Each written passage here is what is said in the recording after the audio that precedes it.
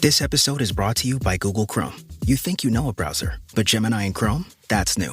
It can help you with practically anything on the web, like restoring a vintage motorcycle from a 50-page restoration blog, or finally break down that long article you've had open for weeks. Gemini and Chrome is here for it. Ready to make anything online make sense? There's no place like Chrome. Check responses, setup required, compatibility and availability varies, 18+. Plan B is a backup birth control option that's there for you when things don't go according to plan. It specifically works after unprotected sex and before pregnancy occurs by temporarily delaying ovulation. Plan B is available nationwide at all major retailers and through delivery apps like DoorDash. No ID, prescription, or age requirement. It's the #1 OBGYN recommended brand of emergency contraception, and it won't impact your future fertility. That's freedom to be. Use as directed. This episode is brought to you by Prime. Obsession is in session. And this summer, Prime Originals have everything you want. Steamy romances, irresistible love stories, and the book-to-screen favorites you've already read twice. Off Campus, Elle, Every Year After, The Love Hypothesis, Sterling Point, and more. Slow burns, second chances, chemistry you can feel through the screen.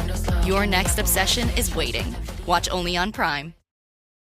Hey, I just Venmo'd you for rent. Nice. Now I can instantly spend it whether I'm checking out online with Venmo or using a Venmo debit card. Say more. More exactly. Because the more you do with Venmo, the more you get. Like earning up to 5% cash back with Venmo Stash on a bundle of brands. So, order more pizza. The math demands it. Get the Venmo debit card. Venmo Stash bundle terms and exclusions apply. See terms at venmo.me/stash terms. Venmo checkout not available at all merchants. Venmo MasterCard is issued by the Bancorp Bank N.A. This episode is brought to you by Starbucks. That is fire. Whoa, that's good. This might be the drink of the summer. Okay, I like this one too. I'm rocking with it, okay. Try it for yourself. Starbucks Refreshers Concentrates are coming home. Find them in the coffee aisle and make it yours.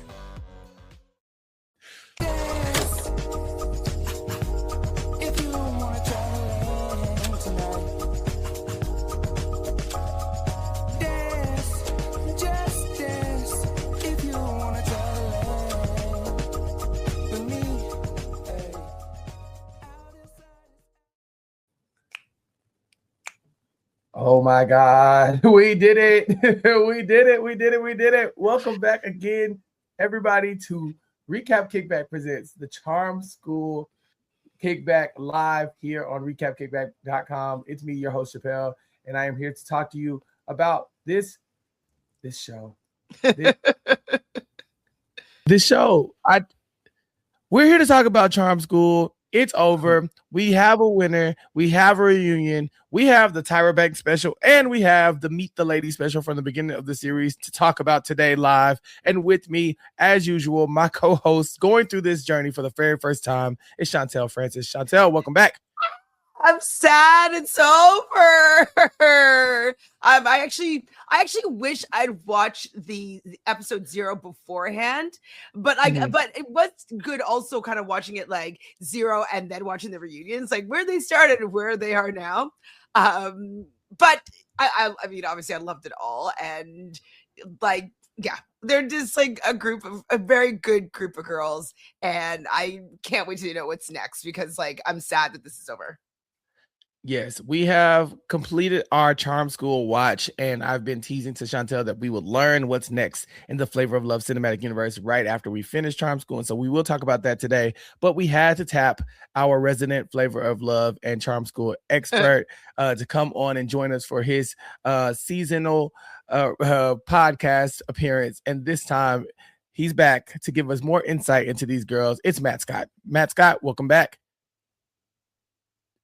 You know, I love a seasonal podcast appearance. I'm thrilled to be here. We're going to get into it. We're going to break it down, all of it. Lots of mess, though, Chappell. You really assigned a lot to us today. Oh, yeah, we had homework. And so thanks to the listeners of this very podcast, we had some suggestions. And so we had to go in and do that homework. And so big shout out to all the people who watch us live here on YouTube, youtube.com/@recapkickback, but also the people who watch us on Twitch, twitch.tv/Chappell's_show. I think is what it is. I should probably brand that to Recap Kickback too. And then, of course, all the people who listen to us on their podcatcher of choice. And so they demanded it. And so we had to do the research. But Chantele, where do you want to start? Because we have a lot to cover in this podcast. I think starting with 0, then Tyra Banks, then the reunion, I think is the seemingly most fitting order. Okay, so in the 0 episode, we did get to catch up with a lot of our faves from Charm School and see what we thought, what they thought about their journeys going into the season. We got to hear from each of the contestants and see them back at home. And it was in that lull between, Flavor of Love and their immediate fame to when they started Charm School. And so we saw that a lot of them had kind of got their own little patch of fame. We have to talk about Pumpkin. She can't even eat out at restaurants, without people being like, Pumpkin, I love you, girl. I agree. You should have spat on that bitch, New York. Yeah. That's Chantele, crazy, by the way. Like, what a crazy take from that. Like, and did she have to pay those people to run up to her like that? Like, that's what I want to know. Probably. No. Well, Matt, I guess I'll shoot that question back to you. If you saw Pumpkin in a diner in 2026, would you have to be paid to speak to her, or would you be running up to her and talking to her?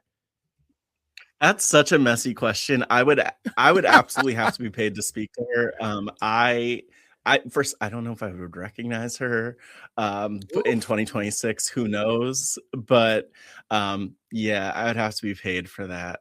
And we'll get ahead to it, but I really thought she was going to spit in Monique's face in the reunion. So I don't want to go anywhere near that smelly spit, whatever's going on with her mouth.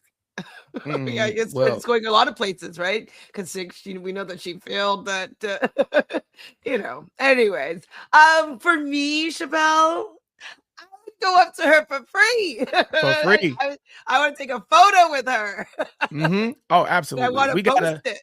You deserve that. I think we did. No. I think we deserve it because these contestants really, like Matt's being a jerk. These contestants are iconic. All of them are iconic. No, these contestants are iconic. Pumpkin's my one. I'm just like, not today. Not today, Pumpkin. Not today. Not today, Pumpkin. No, Pumpkin. No. I don't know. I think at this point we've done the research. All these people, we owe them all photo ops. I don't think anybody has hit the point where I would be like, it's not cool to at least tell somebody I saw them. But seeing Pumpkin kind of reacting in her own neighborhood and people being like, oh, like she's famous for our neighborhood, right? Because this is the early stages of reality TV where normal people were just like becoming famous and household names. So even if it is just Pumpkin from Bakersfield, you still kind of have to go up and support your people. I have to say, I feel like I've talked too much shit about Pumpkin to want to meet her in person. But that actually brings up a good question. I'm so curious for both of you, whose little segment you'd want to be involved in. I'm not even sure what my answer. I don't know. Smiley's looked a little bit fun. Ooh, okay. Yes, Smiley did look like she was having a good time. She sure did. The sex shop and the strip club and the pole.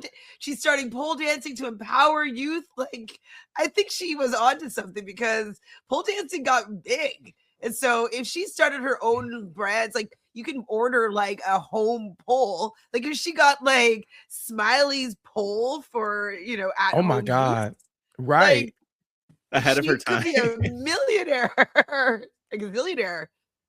No, that's a good point. That's a really good point because, like you said, the pole dancing as like a fitness even has taken off. Absolutely. Where it's and like it's way more than just stripping. Real talented people that, like on the pole. There's this one dancer that was, I think her name was Eliana, that was on So You Think You Can Dance, and so she was a ballerina, and so she would do pole in her ballet point shoes, and like she was incredible. She may have even won the season or came second. Like she was so good. And so maybe Smiley started a new brand of pole stuff. Like your reaction, Matt. It could have been good. That's actually insane. You know what though? Like Smiley did have a little bit of seed funding that she got in the finale, and so who knows? Maybe she did start a brand of poles. Maybe. I think my favorite segment that I would want to be involved in, and it's going to sound controversial, but I have my reasonings. I got to be in the Buck Wild section. I gotta be in the segment of Buck Wild because I need to snatch. Hey, Becky, please get it together. Stop it. I was so embarrassed. Stop acting like this. Why is she drunk? Why is she drunk during this entire segment? But you wouldn't be drunk too, though, if you were doing the segment, right? No. If I was in the segment, I would be like, Becky, you're white. Well, it's hard watching Charm School and then watching Becky now with the black scent like turned up even more. Maybe. Do you think that what could Buck Wild be doing with this accent? That should she be teaching other other? You say continue teaching white children how to have a black accent? The problem is like the blatant code switching that she does not have to do. Like, you don't have to live like this. Like, yes, you look like you live in an area where, you know, there are black people around you. Cool. But you don't have to talk like them to assimilate. You could just be you. And it'll be okay. And we'll see her later on throughout the episode being like, when I have Afghanistan friends, I talk like Afghanistan people. I was like, what does that mean? Stop saying that. Like, I wish I knew how to speak Afghani. So like, does she speak this? Like, does she know this? Right. It's like, what are you saying? Like, she just starts like, I got Mexican friends, so I speak Mexican. Shut up. Stop it. Stop it. And I think it's frustrating because we did just watch her journey on Charm School, where we know Rebecca Johnston is alive and well. And that woman is, when she wants to win the money, Rebecca Johnston shows up, okay? And she's willing to speak to the manager if necessary. We see her crying in Monique's office a couple times. So it's just like this dissonance between like what she's trying to tell us and what we're seeing on screen. And so I just really wish I didn't have such an ick for Buck Wild, because she's such a good character. I will give her that. She's a great character. I'm curious as to where she's gone from this show. Like, has she gotten married? Like, who did she marry? Who did Buck Wild marry? It's a really fun question if she did get married.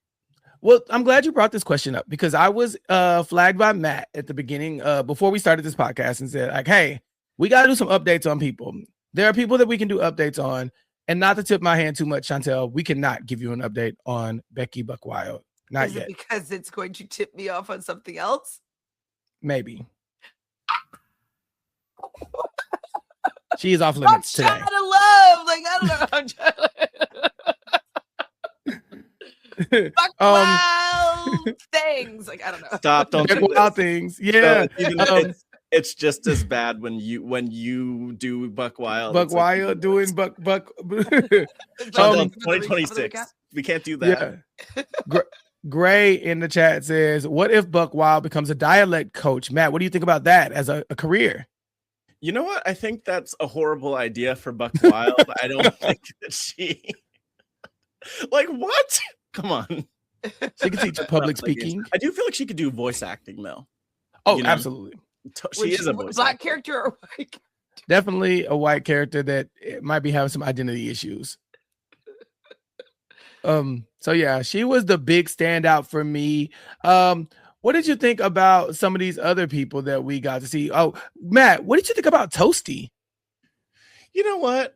What about the cats? She deserves better. Yeah, because she's like such a solid person, but I feel she's like so normal. People always just like, they always look at her and they're like, stripper porn. She did porn that one time, which, like, for all we know, that might have been back in like 2001. You know what I mean? She was 18 when she did it. She's 21 on this show or something like that. 2001, like 2000. Yeah, she was a baby. But it was like years before. And the fact that that's such a big part of her story is wild, because I don't think we've updated on Toasty yet, but one day we'll give an update on Toasty.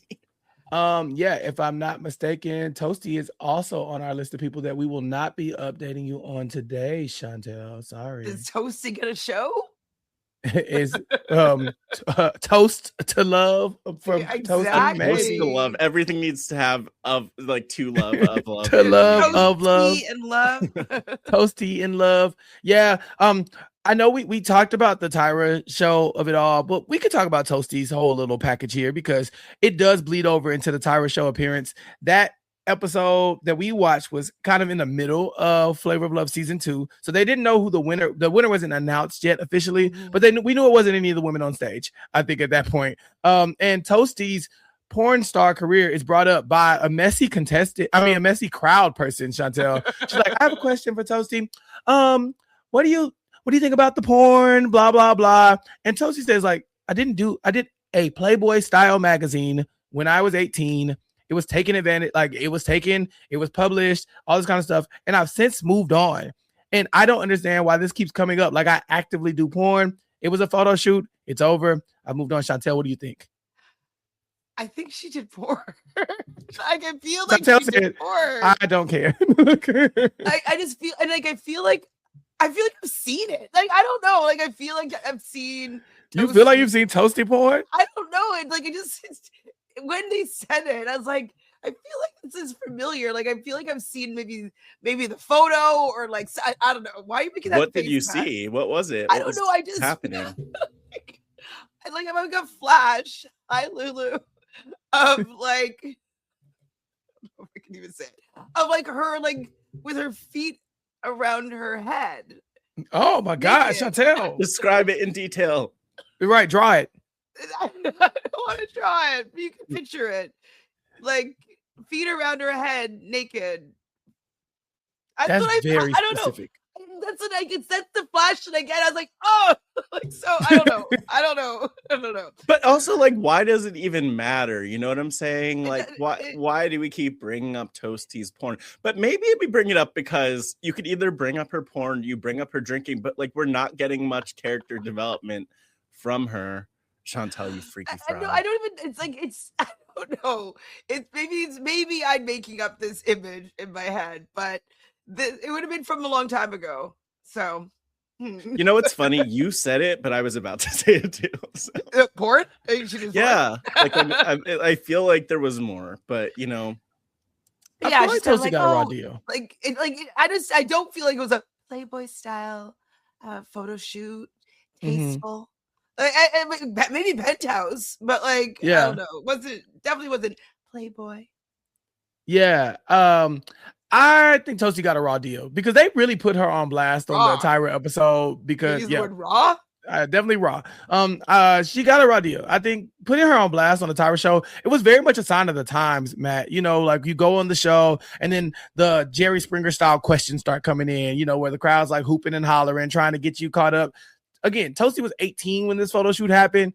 She's basically a baby. And then now she is like 21, 22 on Flavor of Love. And people are like still trying to read. This is season 2 of Flavor of Love. And people are like, nah, Toasty, we're going to talk about this porn thing you did. It's a little slut shamey, just a little bit. But the thing is, like, when you do. Okay, this took me the time. We're still on the episode 0, but the whole talk about Tyra both. piece like took me to a whole other side of the internet, which is the Tyra Banks critique, which is like, everyone's going back and looking at Tyra. And Chappell, I'm amazed that you found this episode to begin with, because Tyra Banks is like impossible to find online. For anyone who hasn't watched the episode of the Tyra Banks show that we're talking about, the audio quality sounds like it was coming like literally through like a, you know, like the tin cans with the string. It sounded like it was coming through the string. So that was bad, but like Tyra was horrible this time around.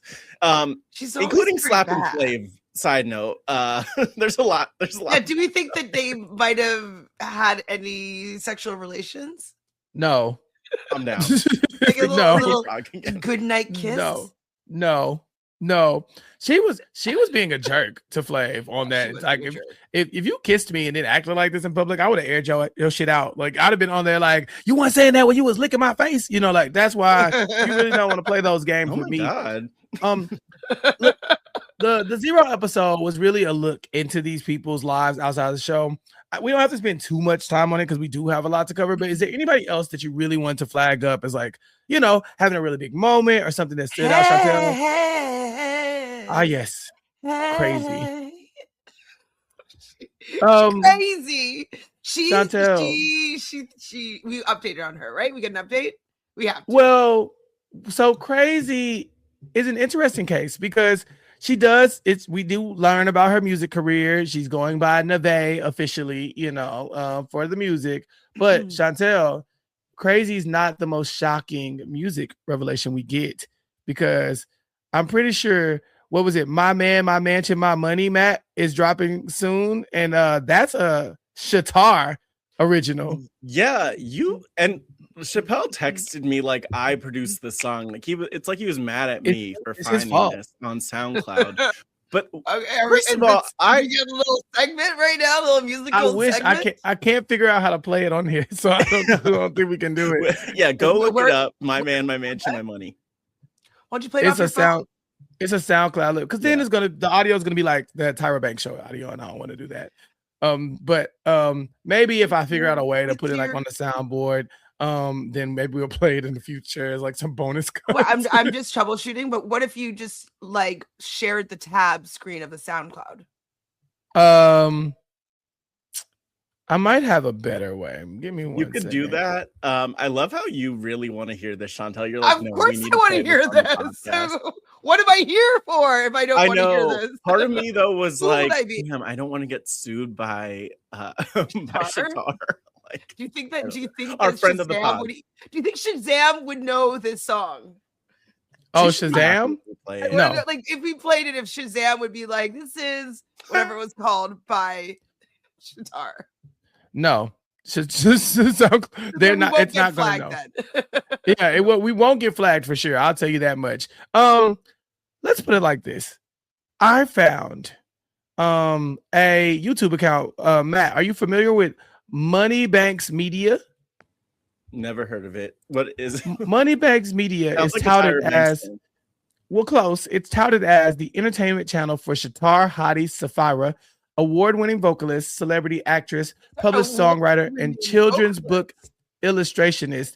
And with that, I have found the clip of the music video, because that's what I do. Video? This is better than a song. There's a video? Okay, wait, I'm behind. I feel really bad. As the unironically number one fan of Hadi, aka Shatar, I'm over the moon. Let's do this. Let's do it. ENT, baby. We gonna get real hypey up in here. What's prenup? My man, my mention, my money. Yeah, they keep it all time high. I don't have to do a thing. Never love to give up the bling. Diamonds, pearls, ice, never give me what I like. I don't have to do a thing. Never love to give up the check. I like the big monies and all my fun sugar daddies. They know just how to please. Bling bling to keep a girl. I think that's enough. I'm into it. It's fun. I was getting my life. I'm sorry. That was look. Okay, I think she could do better on the vocals. I think she was playing on those vocals, because we even heard her on Flavor of Love, and she was like actually good. So I don't know what that was. Now, maybe she should have pretended to be like Destiny's Child or something like that. Because since she's Beyonce, right? Beyonce, like her. That's her twin. Yeah, that's her twin. Chantele, now that you heard the Hadi song, whose album are you buying first, Neve or Shatar? Album Hadi for sure. It has like a nice beat. The beat's good. Yeah, it was good. One answer, because like, look, Crazy. I don't want a ballad by Nevea. Like I ballad, and your voice is just like it's kind of hard to sell. Did you ever find music by Crazy? Have we ever found that? I was not able to. I found Hadi performing Lady Gaga's Poker Face. If you really want to get into her catalog, you really have to follow her YouTube account, Money Banks Media. Can I look at this account, Chappell? Have any I need to vet it, but I think you're all right. I think you're okay. While we're talking about it, by the way, Hadi, and this is like future Hadi. I could say there's a video I love of her performing the national anthem. So Hadi? Yes, of course. What do you mean? You act shocked. What do you mean? Yeah. Where was it? I don't know. At an event with people there. No, I thought it was like. Is it a Yankees game? Like what? Let's be serious. Oh, okay. it's like softball. little league softball. Very little. Yeah, Heidi is a singer. So yeah, between Neve and Shatar, we got a couple music careers popping off in the year of our Lord 2007 that I'm sure will be lucrative and will lead to a lot of Grammys and all kinds of things. And it's still early, there could still be an album coming, a reunion special album, maybe a joint album with Crazy and Hottie, Crazy Hot. Oh my gosh, you are just like naming him for such a good album, a good duo. Are they friends at all? Where's Delicious though? Is my question. Like, come on, get her in there. Yeah, that's the real star. That's she the just Beyonce. has a good voice though. She's not pursuing music, is she? Yeah, no, not that I know of. But is there anybody else pursuing music? From this season, not that I can think of. Anybody else have a song, Matt, that you can think of? Chappell, did we talk about how Delicious had a song after their season 2? No, I don't think we talked about it. No, we didn't talk about it. She had a song, and I don't think we could play it because it actually might get flagged. We will get flagged. But Rump Shaker. I remember Rump Shaker vividly. It was on my iPod. I remember that too. It was also on my iPod. iPod Nano.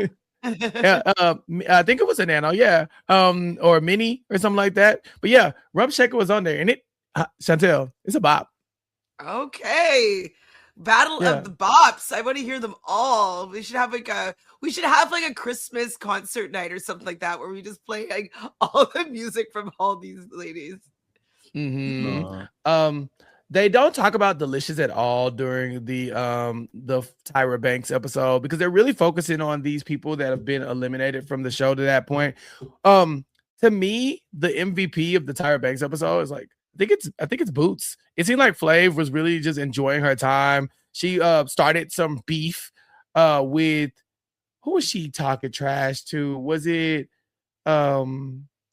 dang, I can't even remember. I think was it Thayla? She was like, she's jealous of me. She wants to be me. Who's Thayla again, though? I keep on forgetting. That's Rain. Oh, I'm excited to talk about her with the reunion too. Because Thayla, I'm just gonna say it. Thayla does not want to be there. She doesn't want to be anywhere, and she doesn't want to be involved with any of these women. It's very clear, even with Tyra. Mm-hmm. Yeah. Tyra, let's get ahead of Tyra. She's rude. She's rude as hell. She brings Flav on the show. She basically insults his child's name. She's like, Designer? What kind of name is that? It's like, Tyra, don't get cussed out. We got a spelling for Designer, which we all did discuss here. DA''Z''YNA. Beautiful name, by the way. Nailed it. She asks Flav, like, does he cheat? She questions Flav about slapping Brigitte Nielsen after she slapped him. Then she goes on to slap Flav, thinking he wouldn't hit her back. He does on stage. There was a lot of unhinged moments in this episode, Chantele. Like they're gonna go for. They went on a date. They literally went on a date. It was crazy. Yeah, I mean, I would never really have Tyra Banks and Flava Flav going on a date on my bingo card. I don't think I'd ever have it on it. And I can't believe that actually happened. Now, what would have been really cool if they had a full circle, like basically 20 years later, if she was still hosting Dancing with the Stars. Remember, he was just on the Dancing with the Stars as a judge a little while ago. And so that would have been interesting to be like, oh, me and Tyra, we had a date one time, and it would have been nice to see a little full circle reunion. Tyra's so fake; she wouldn't even bring it up.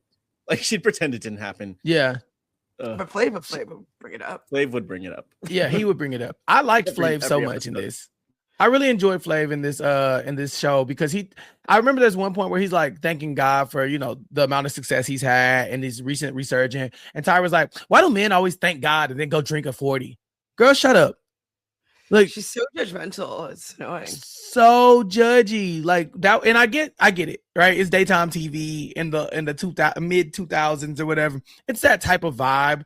But she's calling him out about his tea. Grills, yeah. Yeah. And you know me, I'm a grill enthusiast. So I was like, Tyra, slow down. But yeah, talking to him about the cheating, asking him about, I think she was the one who put him on blast about Boots and her celibacy. It's like, oh, well, how long are you gonna wait? You know, he's like, I'll wait for whenever we're ready. And she's like, well, I mean, what happens if you're not ready? It's like, Tyra, get off this man's neck. It was very hard to watch. Yeah, it was uncomfortable to watch. Like, it's typical Tyra, but like she was also really putting him down and trying to make make him be a joke. And like it just didn't come off well. It definitely rubbed me the wrong way. I've never really been a Tyra fan. I liked the early stages of the Tyra Banks show, but like I never really liked her, and she always keeps on proving me why I'm not a big fan. Yeah, I just feel like for me, the combination of watching all of this was jarring because it really brought us back. It brought us back to this time that one is like so distinct where Tyra could just ask those questions and get away with it. But also I feel so bad for all of the women involved, just because like this is their real life. Even if we're getting kind of like the caricature versions of it, especially in episode 0, like it's their real life, and they were also being paid like nothing to do it. So yeah, it's a lot. Yeah, they didn't get rich off the show. They did not. Like, even when we went back to their real lives, the only person who seemed like they were relatively wealthy was Boots, and I just think her family got some money because her house was really nice. She was like, here's my mansion. Like, oh, and by the way, this and it like shows her mom's bedroom. It's like, oh yeah, here's my bedroom. And it's like, okay, got it. This is the family's house. The family home. Do we know what her family does? Because I was impressed by like how nice the house was. No, I don't know what Larissa's family does, but yeah, I like the little tour or whatever. And I do think that she was a standout in the Tyra episode. We bring out something toasty like that, Boots, Bucky, Crazy, and Buck Wild. And Boots immediately puts something on blast. Like, some of these girls are jealous of me. They want to be me. And something's like, I don't want to be you. I never wanted to be you. And you could tell there was some tension there. And I couldn't tell if Boots was putting it on for the camera because she knows that's kind of her persona, or if she's legit beefing with these women. I think it's a mix of both. You know, I think that maybe things would have been swept under the rug if it was like a regular situation, but like because her brand is to kind of be beefing on these type of shows, and this is what's making her popular, she's probably going to make the beef last a little longer. Yeah, she is. Look, I agree with Monique. She has anger issues. So I do think it's legit. But she's also like, how old? Like 23.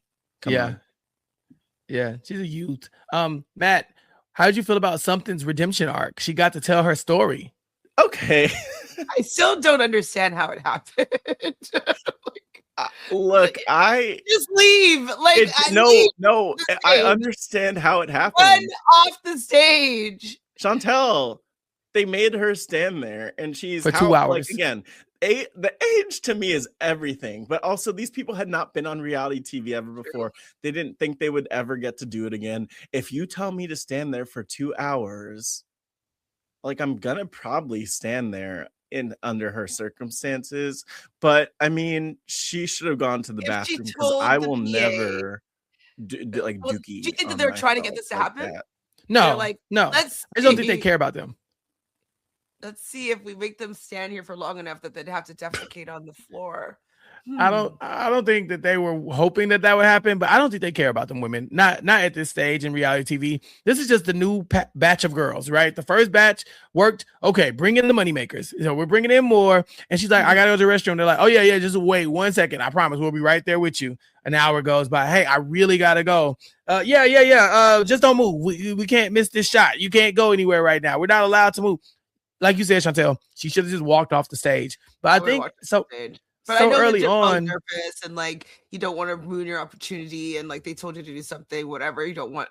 But like, I probably would have been like, sorry, I gotta go. But to be fair, could we all agree this wouldn't have happened to any of the other girls? Like, none of them would have just waited there to defecate on their own person or on the floor. Like, none of them. But she's, she's kind of like out there a little bit, marches to the beat of her own drum. Yeah, it could have been because of nervousness, though. Why that happened? That was not nervousness bubbling up for 2 hours. Well, but okay, so just in general, with when you experience fight or flight, your body tends to want to release everything from it, so you potentially could run away from danger fast. So she could have been really, really nervous, and so the bowels were loose. Well, yeah, I'm not even joking though. She was in fight or flight.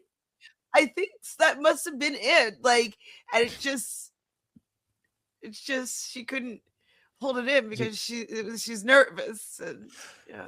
You should be her PR person. I mean, she definitely needed it back then because they were trying to make her a laughing stock. Flav had her back though. Flav was caping for her. He was like, I could have eliminated her, but her character speaks louder than that one accident that she had. I think Flav kind of probably was sympathetic to it because he knew that she probably told him, hey, I have been standing here for 2 hours, and I haven't said anything. I've just been like, every time I ask, they shut me down. I don't complain. I've been quiet, because if I got voted off of a show for shitting on myself, I would tell everybody involved, hey, I stood there for 2 hours and they wouldn't let me go to the restroom. Like I would tell y'all it was a hostage situation if that's why I got voted off the show. Sued them? I don't know if she could sue them. They probably signed their life away, right? By the way, absolutely signed their lives away. I just have to say, Chappell, Flav had her back, and there's definitely like a joke in there somewhere. Had her backside? Something like that.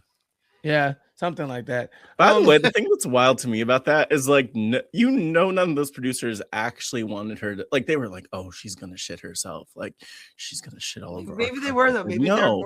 And then they had to clean it. She didn't clean it. No.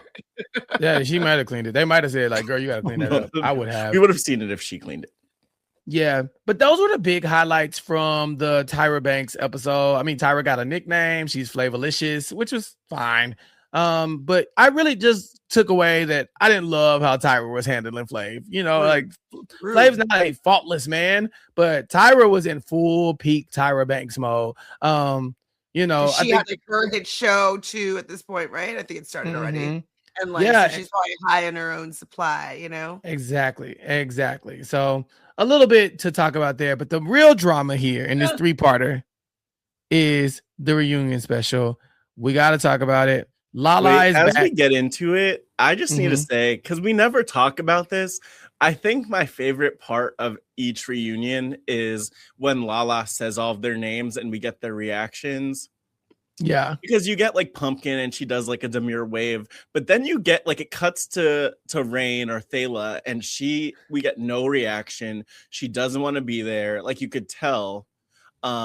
I also love, and I would just encourage anyone to like go back and watch it because you see the girls and like the thing they do to hype up themselves. Like Buckwild definitely did something offensive, I'm sure, while she was doing it. But you see all of the other people around them. So like you get like Becky like is introduced, but then like Jennifer does like a weird half smile. Shatar's waving, but then people are like, "Oh, Shatar!" Like, it's just funny to me to see who wants to be there and who doesn't, because they are contractually obligated. I don't know who dresses them, but that's a whole other story. It's a mess. Yes, a mess. So you want to be their stylist? Bryce. I want Issa look for that. We should have did It's a Look for Charm School because especially for the Tyra Banks episode. The 2007 fashion was very like in full demand there. So we bring in the class of 07: Brooke, Crystal, Becky, Jennifer, Shatar, Courtney, Shay, Thala, Dara, and then our 2 finalists, Safari and Layleen. But backstage we have Boots. The big bad Boots has been separated from the rest of the women. Lala is back and she brings out Monique first, and her first segment is with Shatar. We get the clips of her doing the going to that winery or whatever, that vineyard, and she's talking about how she wants to be with the upper crust, and then we see her kind of bumbling and knocking stuff over. Monique says, Shatar, you are a character. You stay in character all the time, sister. I was like, okay, Monique. She talks about how the words she chooses are important. And then the crowd of women is like not okay. But she's like, they're like arguing. They're already fighting. You can tell it's starting to bubble up. And Monique's like, hey, we're going to handle ourselves with respect. She's still in teacher mode, Chantele. Is it bad for me to say that I did not love Monique this episode at all? I think it's unanimous. At all? I think it's unanimous. Okay, fine to play this headmistress role, whatever, at the charm school. I appreciate it's probably was her idea for to have this happen, so I'm thankful for her. But like the way that she was so condescending and so like her way is the right way, how she does everything is the way it's supposed to be done. Now they're supposed to be role models, and they're trying to make all these women a role model. I'm just was like, why are you the authority on how every Black woman should act? Anyways, it just that was the beginning of her starting to irk me, and I was like, Shatara's really not that bad. Like, she's okay, you know, like yeah, she's not yeah, really and anything that requires so much reprimanding. You know what I mean? And I was just like, she just seems like she just wants something. She just want to put her down or make her feel bad or like put her in her place. I do love that Shatara doesn't give any fucks. She don't care. Yeah. No. Chatar stood her ground and she defended herself. And I thought that was respectable. She is a queen. She has a lot of class. But yeah, Monique, and I think that this is a thing about the show too that bothers me. Like and I was in the chat here as you were podcasting about it a few weeks ago, but I thought it was like a little much to call someone the whore of charm school. It's a lot. Regardless of how they behave, like that's on TV. And Monique was at a point in her career where I don't know if she was like filming Precious at this point or if it just came out. Like maybe that maybe that fucked with her head a little bit, but like it's crazy movie. No, this is like this. Okay, this is pre-Precious. Oh, Precious 2009. She was spiraling. Yeah, she was looking for that big break, that big moment. But I agree. I think Monique is the least valuable player in this entire 3-episode run. Like no matter what, like she ranks lower than Tyra for me. Because Monique at no point showed any type of kindness or anything to any of the women that were not named Laylene and Safari. You know, like her coming in, the Shatar moment is a big moment because Shatar is saying, like, you can say whatever you want about me, but I am not on stage. I am not on the show calling women bitches and whores and stuff. Like, well, she did call them whores, but she's like, I ain't call them bitches and all this other stuff. Like, I am not using profane language. We know this. We know this about Hottie. You know, as much stuff as she's saying, it's all delivered in just like the most like Hottie-esque character, but you know, it's very cutting, but it's not, you know, just like she's not doing a lot of the mudslinging that the rest of them are doing. She did steal. She did steal. It was more like a practical joke. It was a prank. And so a mean-spirited prank, but a prank nonetheless. But Monique is like really on her. She also is on everybody else because they start to argue about this and she's reprimanding them as if she's their moms. The next person that comes out and kind of gets a little bit of Monique's ire is Courtney. We talked about Goldie and how she was offered that spot on the tour. Chantele and I have already talked about it, Matt, but what do you feel about Goldie's tour spot being offered and then taken away because Monique didn't like the joke she was making about her on tour? I want to know what the joke is. Can we find the joke? Sorry, before Matt. I mean, I don't know. I've like looked into it. I don't know if she was like joking about Monique's size in some way or like I've read some stuff, but like there aren't clips of the joke. And the thing about Courtney, aka Goldie, is that she's so classy that she owns it, and she even owns it on the reunion. But I just think Monique didn't want to share a stage with Courtney. Like, why are you so easily offended? Like, you're a comedian. It was a joke. If it was a bad joke, if it hurt your feelings, like push through. Like, you are an adult. You're 40 years old. You're a mom. Like, come on, step it up. From a junior comic, it must have been something that was really true and really that she may be offended by, you know, like, or like really like hurt by, you know? Yeah. I just think Monique is kind of like a little bit weak, you know. I think she's like, because clearly, look at Shatar. Look at everything with Shatar. What did she do wrong? By the way, a side note, I have to say they were so fucked up for having her open that bottle of wine, like serving all the people. What are we doing? But then you get to Courtney, who's like perfect, and then it was good that Monique was nice to her, but she then had to like have the power and lecture Courtney, which I don't think that was cool. She said the offer for the tour was still on the table, Chantele, but that tour never happened. That's so whack. And like the fact that, like, I hope Courtney says shit about her now after. Like, if she's gonna take it back, be like, do you know what? I take back the take back of the take back. Like, I'm gonna tell as many fat jokes about Monique as possible because she sucks. Like, yeah, I want to hear the set on how Monique sucks. And Courtney was even talking about how she like Courtney's like, I'm not a tiny woman either. You know, like she talked about that on stage with Monique. She was like smacking her on her butt, like, you know, that kind of thing, being like, you know, we thick around here. And so I don't even know if it was a weight joke, but whatever it was, really got Monique in her feelings. And it had Lala trying to jump through mental hoops to make it make sense. She's like, so what you're saying is she needs to practice more on being a comedian and then you're going to offer. It's like, that's not what she's saying. She's saying, I didn't like the jokes you made about me, so I took the offer back. Or maybe I made the offer for TV and I never intended to give it to you in the first place. But whatever the case may be, I didn't like that either. Didn't like the Goldie segment. Yeah, no, that wasn't good. And I also will just say, to add some context, like just watching other interviews at other various points in time from Goldie, she talked about how, you know, she'd been doing comedy. She was already making jokes about Flav. So then she was on Charm School and she's like, well, I should be making jokes about Monique too. So I don't know what the joke was, but harmless. Just find this. Not hurtful. Next up is the Brooke segment. We know what that's about. Monique called her the whore of Charm School, and Brooke is here to defend herself. You know it's bad when you got me defending Pumpkin.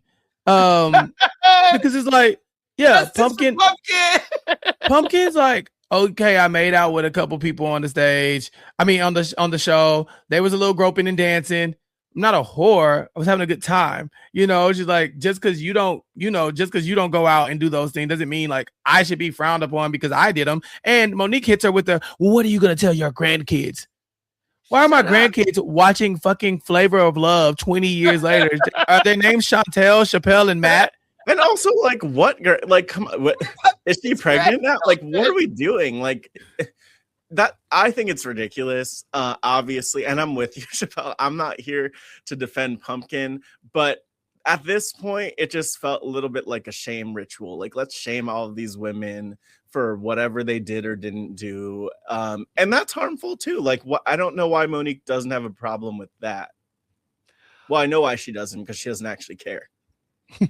Well, and like it's all under this guise of like trying to make these women, like seeing these Black women on Flavor of Love and wanting them to develop them into these role models. And I'm like, that's what Charm School was. Like, I don't like it. Just seems like you're trying to make, you're moving the goals poll post or whatever. Like, yeah, it's like is that what it was? It's like what really was Charm School for? And to give an opportunity for Monique just to put people down that were acting in a way that she didn't like? Like, I think it's odd. I think it became that. I think it really did become that. I think it like was presented like a finishing academy, you know, like, oh, you come here to learn, to be posh and to, you know, learn manners and all this other stuff. I love that. And yeah, and then the feedback Monique gets through the season is like, yeah, Monique, tell those women they're wrong, you know. And so she's like, yeah, I'm gonna tell you. I did enjoy Brooke having to go to Becky about white culture, because what happens is Safari's kind of calling out Brooke a little bit like, hey, if you can't possibly think the things that you were doing were a good reflection of the show Charm School. And Pumpkin's like, hey, I was just having a good time. Yeah, I like to make out with people and stuff like that. I'm a blonde hair, blue eyed white lady. That's what we do.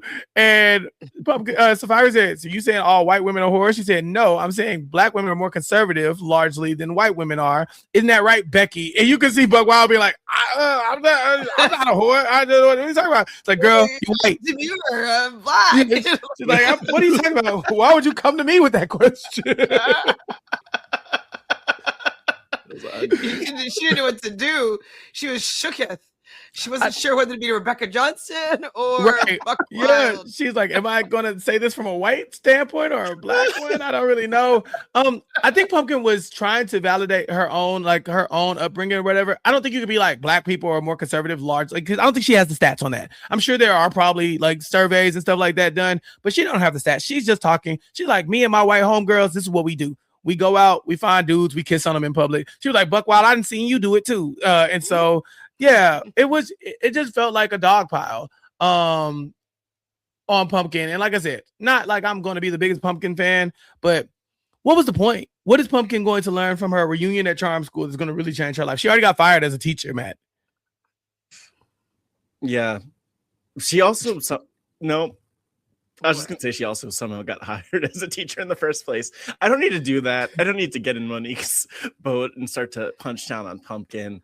But yeah, that's rough. And honestly, that didn't get enough airtime that she was fired as a teacher. Like, that's sad. She just glossed over it. She said that in the Zero episode, Chantele, that like a lot of them are doing appearances to make money. Yeah.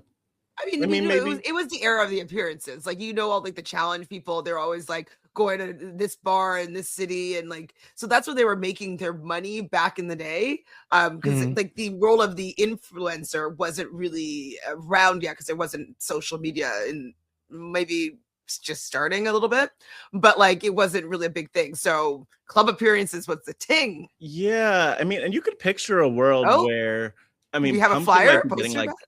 She might be getting a couple $1,000s for an appearance. Like, I don't know what the people were making, but they were making money. They're making good money. So maybe she was and teachers aren't, look, honestly, she probably replaced her teacher salary now that I think about it. She was making that much money. Being paid $10,000 a year back then. She's like a cheerleading coach. She was making nothing. I'm glad you mentioned influencers, because I do want to go back to one thing from the Zero episode. Influential.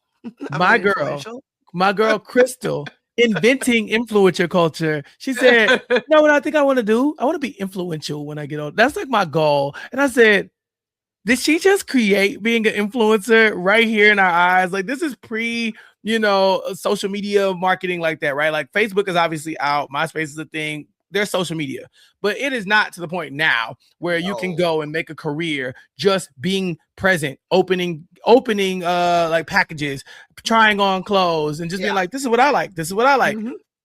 Crystal put words to it. She almost named it. She almost trademarked influencer. Well, maybe she did, and maybe that's why they became influencers instead of influential. Yeah, I thought that was so cool. When she said it, I said, did she just invent this? Because I did have the same thought.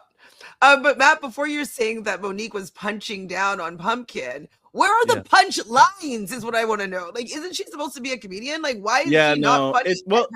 No funny. I mean, that's different though. Like, she's not, she writes a set, she creates it, she delivers it. I feel like, because to me, you're kind of getting at like, what was Monique going for? And I would really love to understand, and I don't, like, where was Monique in her life or her career where she felt like, I need to be part of a show? Because were they saying that she helped like come up with the concept? Because the reason I say that she came up with the concept is because she's a producer, executive producer on it. You know what I mean? So yeah, but like, why? I'm so confused what she was going for and why she felt like, I need to show these women. Like, was she trying to win like an Essence Award or like an NAACP Image Award? Like, what was going on at that point in her life that she's like, I need to be a respectable role model? I think it was just the time. I think it was just a more conservative time where slut shaming people and things like that was what people were doing on TV to get famous. I mean, look no further than Tyra Banks, right? Think about the things that happened on her first few seasons of Top Model. These people were not uplifted. A lot of them were being shamed for whatever their issue was, right? They came from a rough background. Oh, okay, we're gonna call them ghetto. They are really thin. Oh, does she have an eating disorder? You know, it was always like, let's find a thing and be critical of that thing, and everybody's gonna go home make a photo shoot about it. Right. And yeah, exactly. That's what she was doing. You know, there were so many people who kind of were going through, and instead of trying to uplift the good parts about them. It was like really making their whole story about the one bad thing about them, or the one thing that they wish they could take back, or the one, whatever. So like with something will always be known as the girl who shat on the stairs. There's probably other good things about something, but we don't know nothing else, right? Right. And she should be known as that. No, I'm just saying that like she should be known, like her character became like these one-liners, right? I think that's what reality TV became at some point, was like, you are blank, the this. You are Brooke, the spitter. You are crazy, the opportunist. You crazy, the voice. I don't know, but Shatar, the gold digger. Like I think they were just trying to put people in these little bubbles. Yeah, and Monique was like, "Oh, I can do that because I can see what all these women are making us look bad." And it did come off a little racial too. Like this is specifically a black thing. Like these black women can't be up here making us look a certain way. And respectability politics have been a thing for a long time. And so I just think it was a time for people to capitalize on that. And Charm School, we found out in this, is the highest rated VH1 show. One of the highest rated VH1 shows next to Flavor of Love. Like that's it. So it's not like people weren't tuning in for this kind of stuff. They wanted to see Monique get her pound of flesh. So. Yeah, but you know what? Like the thing that's weird about it is that I feel like this in rewatching Charm School sometimes, but especially in the reunion, Monique was really rude. She was kind of attacking like everything that makes Flavor of Love the thing that people want to watch. And in a way, like I have to imagine VH1 wasn't happy for her at this point in particular, because like you have all these great characters like Boots, Crazy, Hottie, and she's like kind of trying to end them, all of them, as characters, like as performers, as public figures. Like it's almost like she wants to like push them out of the spotlight and out of Hollywood in some way. It's weird. Fact that maybe she was like, because she always talks about how she sees herself in Larissa. So do you think that she was maybe angry or whatnot, and then didn't have these type of opportunities, and so she's had to overcome them, and that's why she's just so mad at these girls that are like that didn't have to go through the same path that she went through? There might be some of that, and there's definitely probably just like this idea that the way they're getting fame is not respectable. She's a real artist, right? She's a comedian. She's an actress. Like those are things that you should be hoisting into the spotlight, not, oh, I got on here and started fighting with people and this, that, and other. And to an extent, I kind of agree with her that, like, like getting on TV and embarrassing yourself by whatever metrics that means, right? Like if you can't stand by what you're doing on TV, then you shouldn't be doing it. Now, if you're fine with acting that way on TV, your family's fine with it, whatever, go be you. Who's going to stop you? You know what I'm saying? But like, if it becomes a thing where you do feel shamed, and we got all these confessionals of you crying, and I don't think I should be known as this. It's like, okay, then don't do those things, right? And so, so it is a tightrope to walk, I think. But I think maybe a part of it is that they're creating a counterculture to Flavor of Love. Flavor of Love is massive, but there's got to be a ton of people who are like, I don't like this. And so this show is for those people. And for the people who like Flavor of Love, you can still enjoy this because you get the greatest hits. But for the people who are like, yeah, but I came here to see y'all get punished, they get something too. So it's kind of like you start to pick up those straggler viewers in a weird way. I kind of agree with Chantele, though. No, I definitely agree with Chantele, though. Monique should at least been funny. This episode is brought to you by Google Health. Stop chasing someone else's definition of health. What matters is what's healthy for you. Google Health offers a new kind of coach built with Gemini for effortless tracking, sleep insights, and holistic coaching tailored to you. Visit googlestore.com to learn more and start a new relationship with your health. Requires Google account, Google Health app, internet, and Google Health premium subscription. Features subject to change. Availability and results vary. Not intended for medical purposes. Works independently of Gemini apps. Check responses for accuracy. This episode is brought to you by Fox One. Watch all 104 matches of the FIFA World Cup live in 4K for just $19.99 a month with 3 days free. Build your own multi-view, choose up to 3 streams, and follow player spotlights. Stay on top of every moment with live stats, highlights, and instant replays. The FIFA World Cup, streaming live on Fox One. Offers are subject to change. See fox.com for complete terms and conditions. Summer routines live or die by how easy they are. And honestly, if something takes too much effort, I'm out. That's why Greens is my go-to. It's my one daily pack of gummies covering my greens, vitamins, and minerals. Plus, it has 6 grams of prebiotic fiber, which is more than 2 cups of broccoli. No mixing powders, no giant pills, no hassle. I just rip open the pack and I'm done. They taste good and they make it easy to stay on top of my health, even when life gets busy. Save up to 52% with the code PODCAST at Gruns.co. That's code PODCAST at GRUNS.co.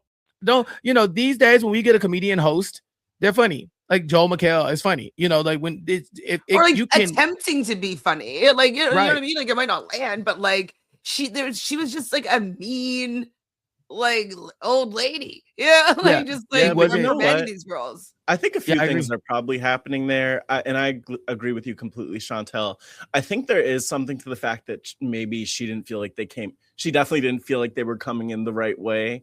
But I also think that the other thing is, maybe there's a world where Monique was known for her comedy. She had like the Parkers, like really successful Black show and all that sitcom on the networks. And that's great, but maybe she wanted to go in the direction where she was taken more seriously. Because we do see her do Precious next, which is just like maybe her first big drama. I mean, definitely the standout drama role. Well, maybe they saw her and again, like hey, this it was a and choice. That's why they're like, okay, let's bring her in for Precious's mom because like, she's so mean.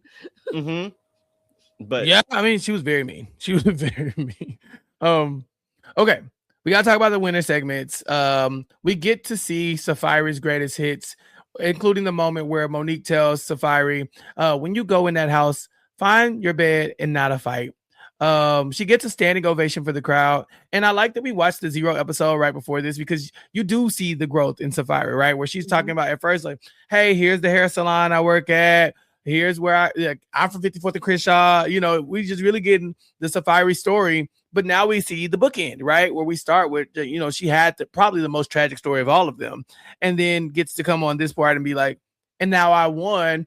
And I have so much more going on for myself, including a line of lip chap, Matt. Oh, I love this. I know, even just talking about her, I'm like, I need to put some on right now because it is really inspirational.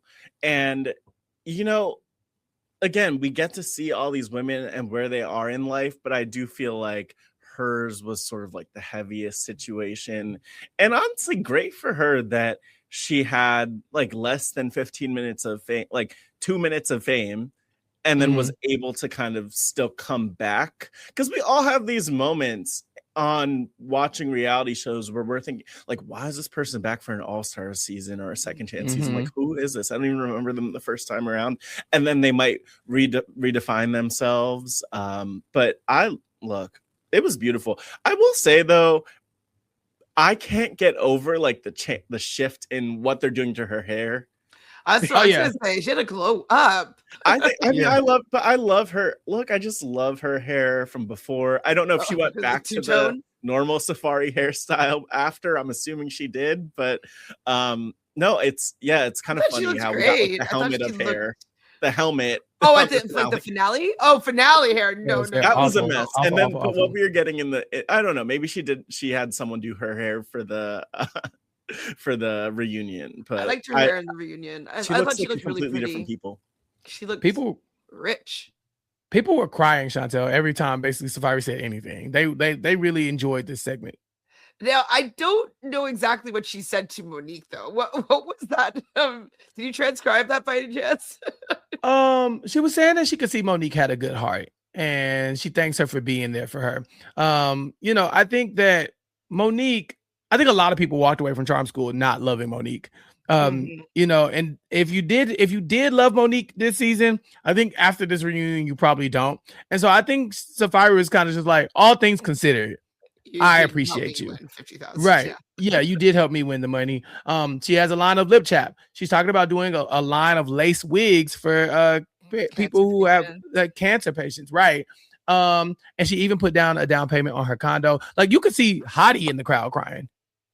No, I mean, it's a really touching story. And it's like, this is kind of why, like, even nowadays, I prefer just to see new people on reality TV and getting these opportunities. So, like, yeah, it's interesting watching celebrity traders, but these guys already have money. It's not like I like seeing people that are there to win because they need it so bad just to have like this is their lottery ticket. This is their game show to go on to be able to have an opportunity at winning a big sum of money that can completely change their life.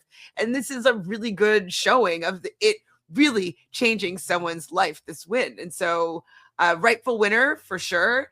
And that's why there was probably not a dry eye because like, you know, you want to see that person win, the underdog get the win. So it was nice.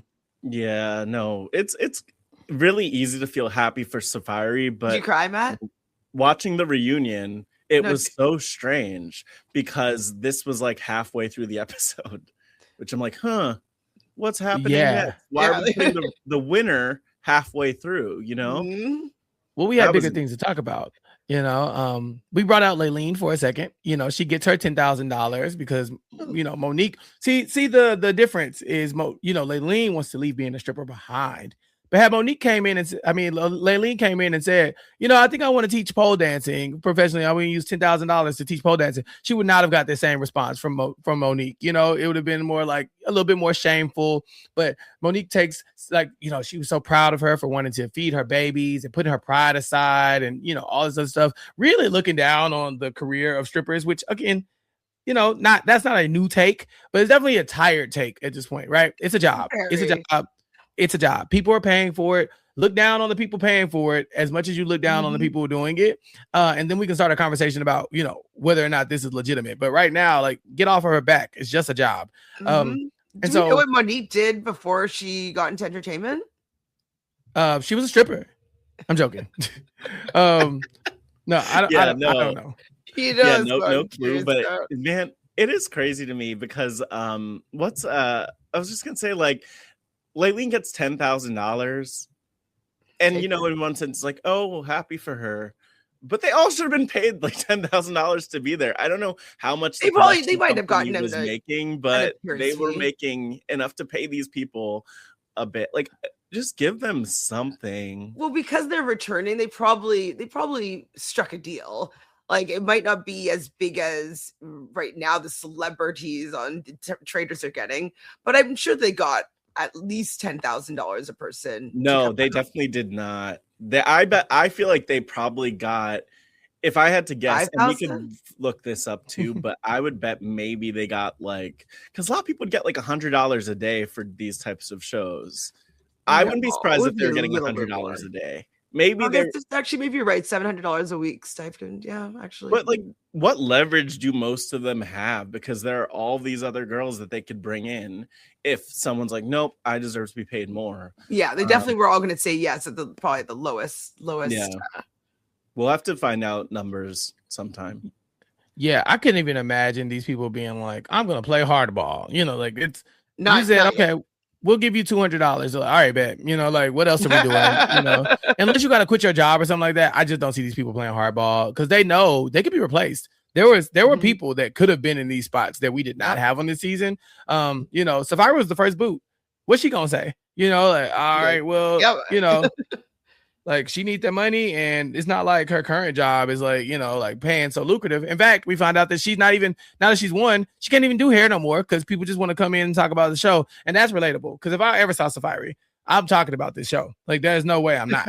So, yeah, Laylene and Safari were kind of footnotes in this because this reunion is really about the stolen pictures, and we recap the whole Larissa and Shay and Shatar. Friends. I thought they would have made up. Oh, they far from makeup in this. The real fight here, we get Becky on stage because we got to hear her point of view, right? Because she was the one boo-hooing in the closet. And she looks back and she says, okay, I don't want to, you know, I lost my friends over this. It was a game for $50K. I understand if Shay doesn't forgive me, but they do end up hugging it out. You know, the two of them talk and, you know, kind of like, all right, they probably won't ever be real friends again, but it seems cordial. However, Larissa is backstage and we see Shay getting emotional because Larissa did stick up for her in the moment. I love Larissa being backstage. That is my favorite part of this entire reunion. Can we talk about that? Why do we feel like they felt she needed to be backstage? Because gonna throw hands. But there was no physical violence from her before. So I feel like do we need to play the reunion special of Flavor of Love season 2? But I mean, on terms. That lady took her shoes off and ran a full speed into Big Rick as he That's my favorite part of that. Maybe that was fight. it. I wish they would have said more specifically. Okay, Larissa has a history of violence at these reunions, so I guess maybe that was it. But well, it was and just it's also funny to me because I'm like, very Jerry Springer, right? I think yes. I think they could have left her out there. Like, I don't know if she was a physical threat, but maybe she would have just, interrupted. But like having that cut to Larissa backstage, like fuming mad, like should we bring her out? Should we bring her out? Like, it's so like it's great. Like it's definitely I love that time of day, and so they're doing it for the gimmick, of like what they should do that. They should do that every single reunion, though, honestly, for every show. Just like have someone in the back who you're like, oh, this person's like coming out. Like on Survivor 50, like, oh, here's Coach in the back. Like, what's he gonna do when we bring him out? Like, nothing. Yeah. So Lala has to sit down with Shay and Larissa on either side of her, and she's like, so, now that y'all are face to face, how do you feel? And before she can even finish the question, they're like, I don't feel anything. I don't feel nothing. I have nothing to feel. I don't have nothing to say about her. Like you could tell the tensions are high between the two of them. Larissa says nothing would have went down if it hadn't been for her being in the restroom with Safari. Next thing you know, Safari's jumping into the argument and everybody's going at it. Monique ends up cutting in and saying, it breaks my heart to see these beautiful Black women out here degrading each other. And you speak like this in front of your mother. And then she's like, and Shay, I know your mama. I know your. I was like, why do you know her mama? Why are you looking up their mom? Like, what? No, you don't go like, I'm gonna talk about your moms. Like, what are we doing? No, Monique. Like, it's not really cool, Monique. Like, you aren't the principal. Cool. You don't need to call their moms for a parent-teacher conference. Like, get out of their lives. So this is when it gets good. Larissa looks up at Monique and says, you know what, Monique, you full of shit. And I said, what? Wait, that was hilarious because they cut to a crowd shot and I had to do like the 15 seconds back because they're just like, what? Like all of them are shocked. And I don't know what. Maybe it's because we saw it, Chappell, but I was not shocked at all because I'm like, yes, finally someone said it. Right? I'm like, oh my God, is she gonna get beat down by Monique? And like the way that Monique just I'm walking over to her, like, I was like, excuse me, ma'am, are you about to hit this lady? Like, what? It looked like they was about to fight. It looked like Monique was about to be like, bitch, and they're like, ah! Like, and so Monique comes like looming over because Larissa's sitting down. Yeah. Monique is looming over her, and then to intimidate her. Larissa stands up. Then out of the crowd comes Larissa's mama. I said, oh my God. If Larissa's mama and Monique would have fought on this show, epic. But even the 2-on-1, because they really didn't have enough security if something bust out. And Monique's gonna take a few hits. Like, she was gonna take a few hits if they decided to fight. I don't think that Larissa was trying to fight, which is to me, it feels like Monique was instigating. Like, it wasn't going to get physical. Yeah, but why? Yeah, why is she going over and intimidating this little girl that you're supposed to be like helping inspire and grow, and then you're going to come up and like intimidate her with violence? Like, what? Yeah. What are we teaching? Larissa was sitting. Good point. That's a good point. Larissa's mom says the same thing though. She's like, "What is that going? What are you doing that is any better than what they've been accused of doing? Like, you walking over and standing over this little girl. You called her that, not her." You're standing over her, intimidating her, looking down on her like you're about to do something. If her mom wasn't sitting there, what would Monique have done? With security had to come and drag Monique out. Was she just gonna stand there and start yelling? Because even then, Monique, you don't look any better than Larissa. Just because she cussed at you doesn't mean what you're doing is better. She said you're full of shit, and Monique decided to crossed the boundary. You're in her personal space. If Larissa reached up and slapped you for getting all up on top of her, then what? You know, so I thought this was crazy. It was nuts. I love this. From a TV standpoint, this is gold. I'm like, bring me the popcorn, turn this up. But Chantele, what the hell was her response? Like, I was, what? She's like, oh, I was like, I actually don't even know what she said. I was going to ask you. She does the speech of a lifetime here. You know, we know she's going to one day win an Oscar for Precious, and this is definitely shades of that.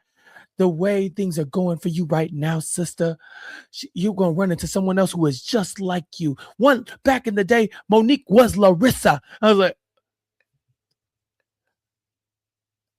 I walked up on you because I love you, because I love your mama.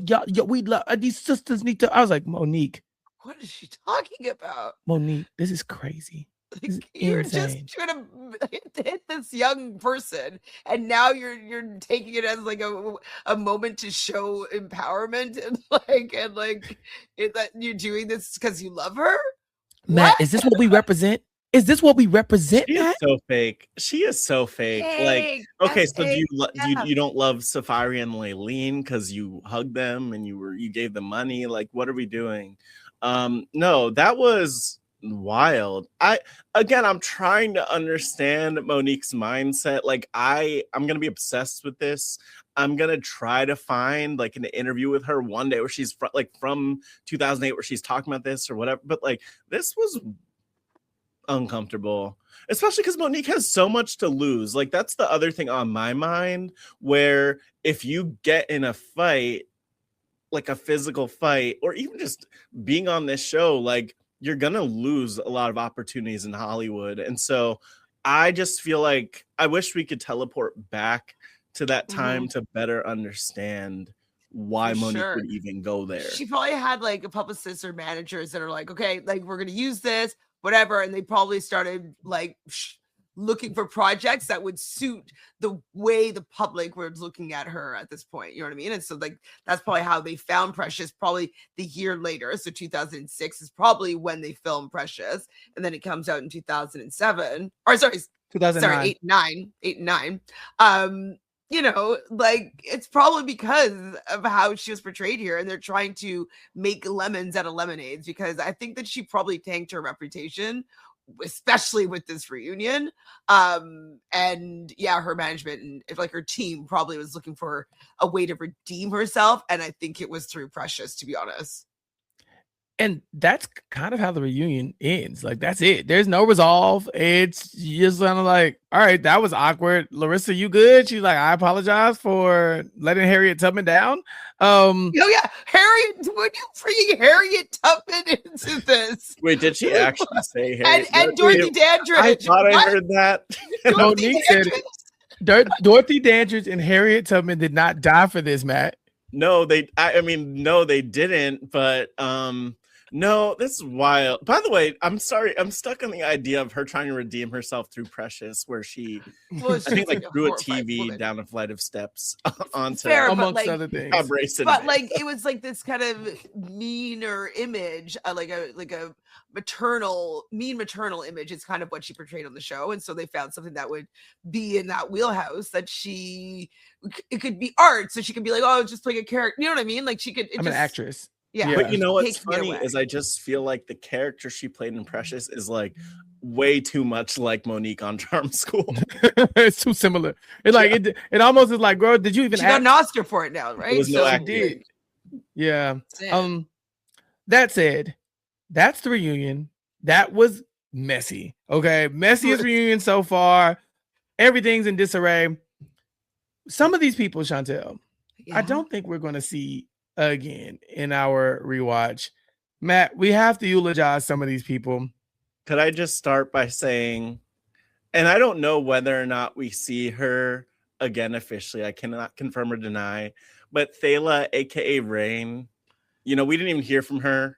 She looks good at the reunion though. R.I.P.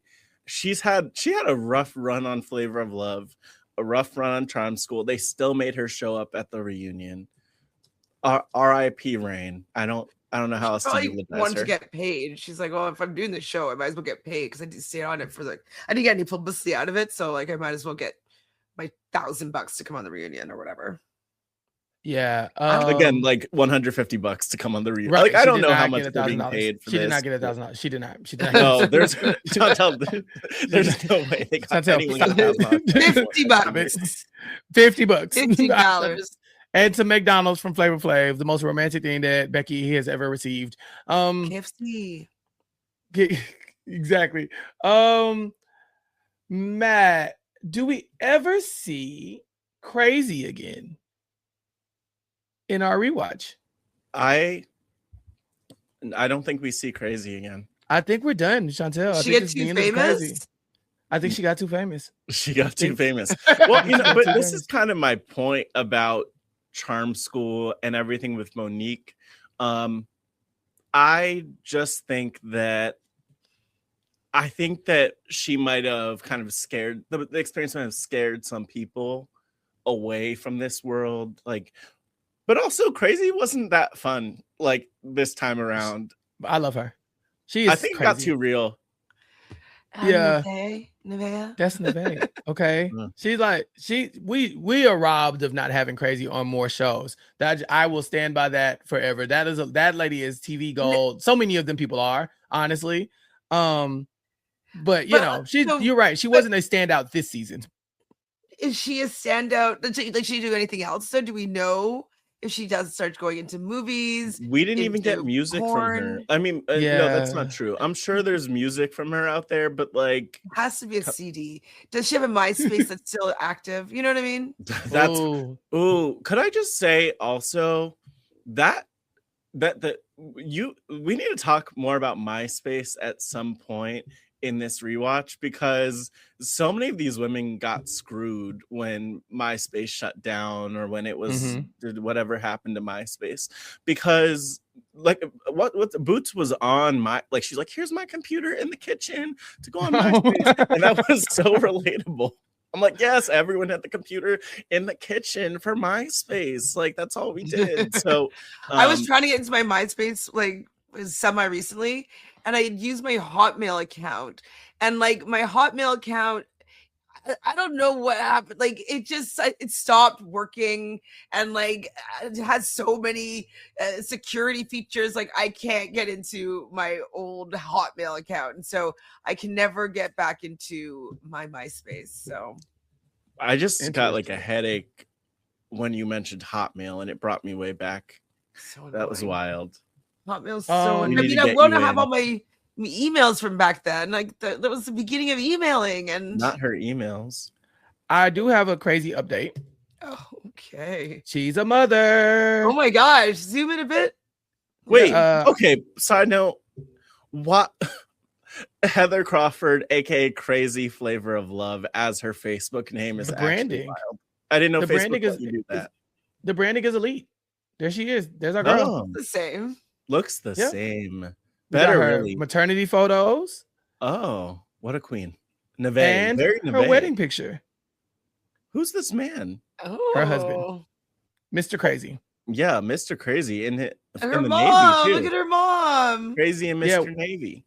I wonder if Grandma got to go to the wedding. Chappell, And do you think she met him because of, was he part of the universe? Oh, you think he knew? At some point in time? I think you have to tell him. When I found these pictures, the comments are all, think of all the lies you say. Think of all the lies. Was I on there? Everybody's saying the same exact thing. Okay, so that is the last time we will see Crazy, from what I can tell. Crying, Matt? I'm crying because it's so beautiful. Because you're the last time you're seeing Crazy. I'm so sad. Mom. I'm so sad. It's so good. I'm sorry. I don't care. It's good. She's gold. Matt, I think this is the last time we're gonna see Crystal.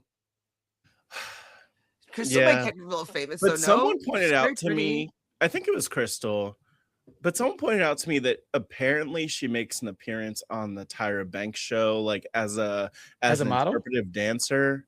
I could not find anything about it. Interpretive dance? Yes. That's what she was doing. I do not own any magazines that she was on the covers of. Maxim magazine? No, she was on the cover of Maxim. I don't know, but like that was every single star was in or reality star did Maxim photo shoots, right? Remember like the Real World, he's Las Vegas. Yeah, like Trishelle. That made sense. But yeah, no, this is the last time we see Crystal. And again, Crazy and Crystal have in common that they're both ambitious women. They want to have their careers. I think they also were not the most self-aware, and they took themselves so seriously. And it was serious though.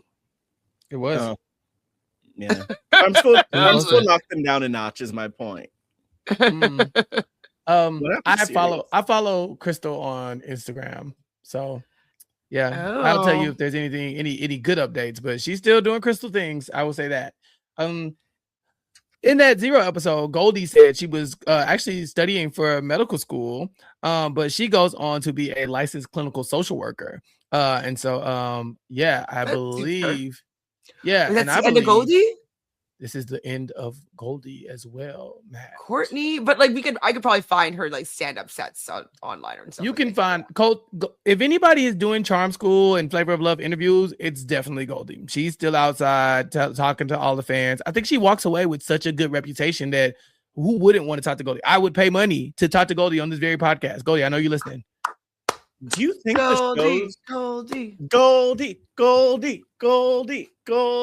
you think that Goldie and my thought is maybe that they all some of them might have been scared away from reality TV and the public eye, but then also they're making money from the club appearances. Like they're having these opportunities whether or not they fully panned out.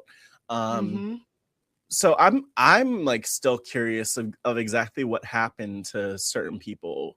But that's why I'm here. I have to do my research. Yes, journalist. Goldie was not the only one working on getting into medical school at the time. I think Toasty also said she was studying for the MCAT in that Zero episode. I don't know if Toasty ever makes it to med school, Chantele. But I have to flag that up later on. I want to see that someone's like, hey, so you want to do this doctor forensic? I was gonna say. That's exactly what I was where I was going. Medical school, but really, she's just doing. Just put on a nurse's outfit. I'm glad you brought that up because I do have an image to show you. NSFW. Not here on this podcast. Big congrats to Dr. Toasty. She passed her dissertation. She is a doctor. It's not Miss, it's not Miss, it's not Mrs., it's Doctor. Dr. Tooth. Chappell, does that say 34 minutes ago that she posted it? That screenshot was from 34 minutes ago when it was posted, Matt, not today. I thought while we were recording this, she posted that. Update from my good friend Toasty. I had her send me a picture of her. I couldn't see what the says. It said it would have been so awkward if I had to return this mug. So I'm happy to share that I passed my dissertation. Sincere thanks to all who supported me. The new Dr. Tooth. That's her name. You know what? I will say this about Toasty, like something else from her future. And again, I feel like we might have talked about this, but I swore at some point I saw something where she was running for office, like in Pennsylvania. I don't know what office. It might have been like the Board of Education, and I think she won. Yes, like maybe state representative or county representative, but there was something. So she really, things went up for her. No panties in a poll to get in the polls, winning the polls. Yeah. Matt, that's wild. Matt, I'll let you talk about this, but I don't think we're going to talk about Hottie again anytime soon. Okay, Matt. I'm not okay. I'm not okay. But this is what pisses me off because Monique did this, and this is why I'll never forgive Monique.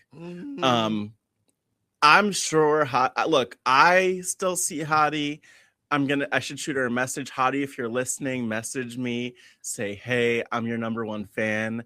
I love you. I respect you. You are better than this. These people didn't deserve you. So what is she gonna do after? Do we have an update? The sky's the limit. She could do everything because she's a singer, she's a dancer, Actress. she's an entrepreneur, a model, child literature illustrator. Yes, that too.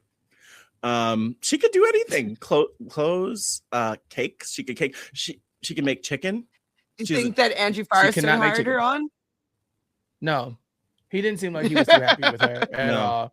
Not great. No, not great. Not great. But yeah, we're saying goodbye to Shatar. We're also saying goodbye to Like That. We didn't talk about Like That in this episode too much, but I think our girl is gone. I like that. This is like a mass.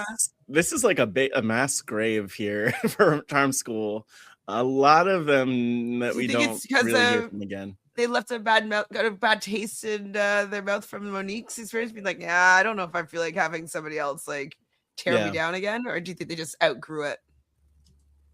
I will say this, that I have seen or watched interviews with a number of the people we've talked about, including Like That, including like probably with Crystal too. They're alive. They made it through. They're probably doing fine. Can I look they at live these to tell the people tale. I guess I can. No, I didn't say that. You can't do that. Some of their stories are interwoven with things that we are going to talk about. So we might not talk about them, but we don't need you finding anything out. We don't need your algorithm being like, do you want to see this? Because that'll throw everything off. You're right. I know I get nervous about liking things because I'm like, oh, Chantel's going to see it. She's going to see it. Yeah. Larissa will not be talked about in this watch, but I will say this. Larissa was on reality TV as recently as last year. So we can talk about that later. But she also has been America. I'm like trying to think of like what should she be on. She also was on an episode of Botched, if I'm not mistaken. So there's more Larissa on TV, just not in our rewatch, Chantel. Okay, I definitely am curious just as to what that is. Do you think this is a fumble for us to have like the new big bad New York type character here and not immediately follow up with a Larissa show?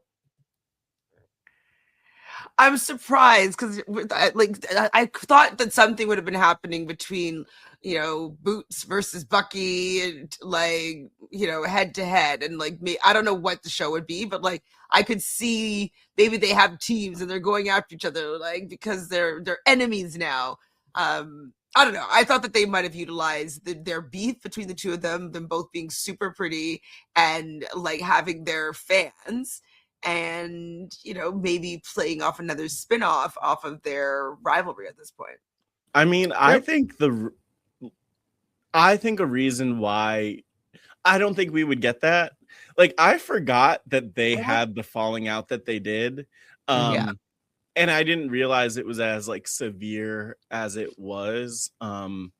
But yeah, like Chantele, it's very clear that it's intense. Like they're not okay.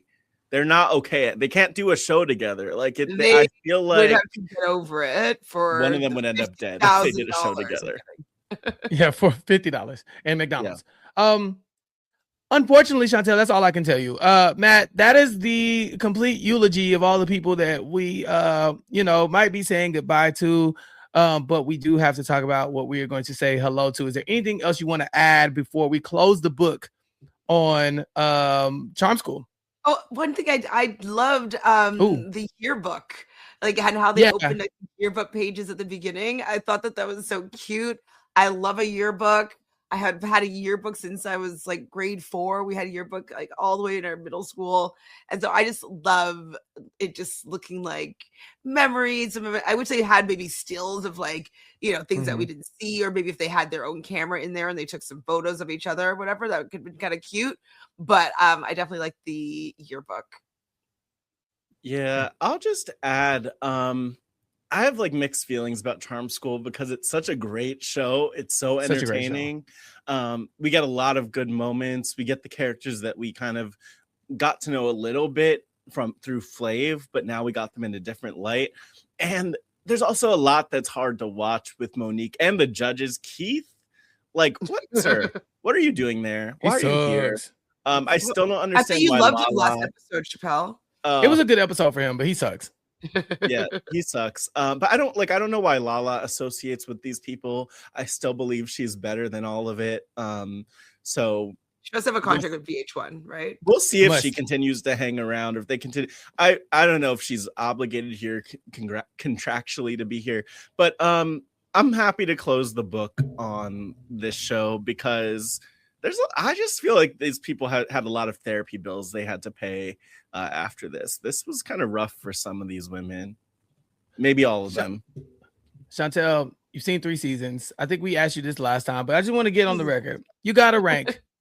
You got to rank them. Flavor of Love 1, Flavor of Love 2, I Love New York, and Charm School. Oh. All of them. You got to rank them all. What's at the bottom? Start at the bottom. Is it season 2? But I liked it still. I don't know. This is getting harder now. Matt, what did I say before? What you want me to do? I think is number 1 personally. Charm School is number 1. Oh, Matt, you ready? Yeah. I think that number 2 is season 1 because it was so new and fresh. So pure. I don't know if it's 2 or New York after. Okay. I'm gonna put Flavor of Love 1 at the top of the list. Understood. Because you just can't. Nothing like the first time. 2, I will put Charm School. 3, I have to put Flavor of Love season 2, and then 4, I have to put I Love New York season 1, just because like I feel like New York, I mean, as the star, like we're coming in hot from Flavor of Love 1 and 2. New York's the star, and then we get her in like this weird evolution where she's like very scripted, but she wasn't at her full peak New York powers yet. So I have to put I Love New York 1 at the bottom of the list so far. But that, I mean, they're all great. Right. We're splitting hairs here. These are all iconic seasons of television. No skips. I would never tell anybody to skip any of those seasons. You know how you like tell somebody like, oh, you ain't got to watch season 2. You're crazy. You need to watch. Watch every episode and talk to me about it. And speaking of watching, gotta get into what we're going to be talking about next. Chantele, I know this is the moment you've been waiting for because it's going to dictate these moments. Yeah, Matt, we love to have you. Yeah, suck it in, serve it, like absorb that. Suck it in. Yeah. We gotta talk about what's coming up next because it's going to dictate what our next few weeks are like. So let's go ahead and hit play here.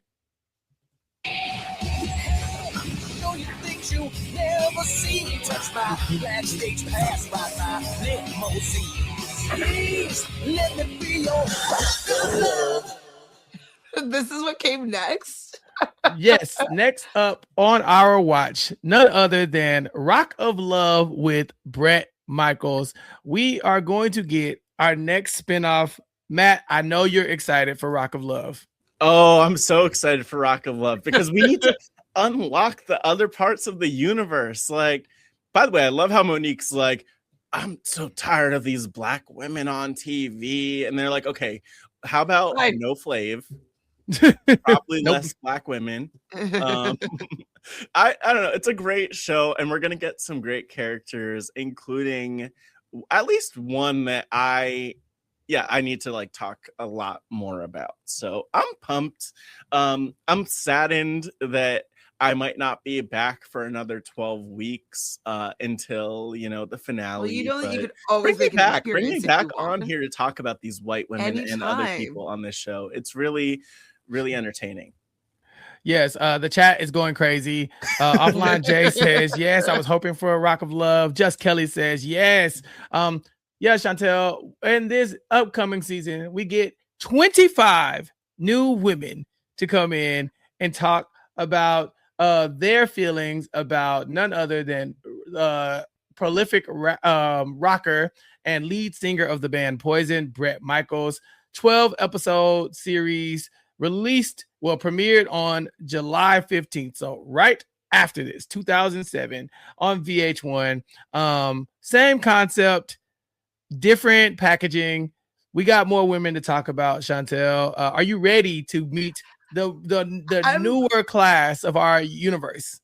I'm ready. And like, I don't know if I've seen a little bit of it or it's part of season 2.